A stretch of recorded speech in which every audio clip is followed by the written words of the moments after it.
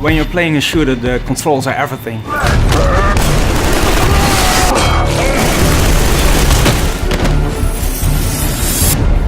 When we started working on Killzone 3, we first read through all the forums and the reviews to see what people liked about Killzone 2 and what they thought could be improved. The controls of Killzone 2 were a point that really divided the fans. Some of them really liked the heavy feel of the weapon, it made it unique, it made it different, but others felt it made the game too inaccurate and also a little bit sluggish. It's those animations that give the sense of weight and immersion to the game. The way that your gun moves, the way that your head bobs around, the way that your body shudders when you're sprinting. And we decided that whatever kind of changes we're going to make to the controls, we're not going to change that feeling of immersion. That became a challenging design task, not only keeping the heavy feel of the game, but also making it much more responsive. And I think in Killzone 3 we actually achieved exactly the right balance. What we did was take a really good look at the dead zones in the control scheme and fine-tune it to hell, basically. We came up with a system that we call brutal melee.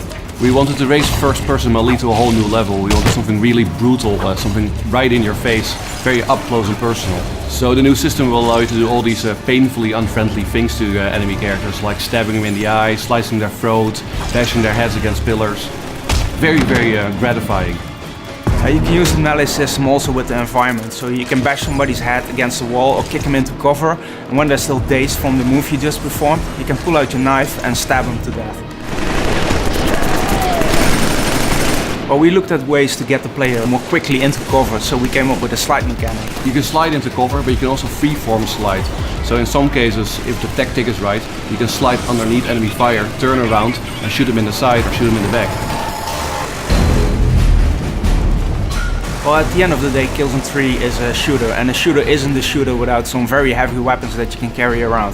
So for Killzone 3 we added a third weapon slot, and in this slot you can carry the most heavy weapons. The first Killzone had these really massive gyro-stabilized weapons, and that's something that we brought back for Killzone 3. So now we're giving the player a giant minigun that he can carry around, as well as the Wasp rocket launcher, which is a multi-rocket anti-vehicle weapon. What I'm most proud of for Killzone 3 is how all these new mechanics come together and work together really well.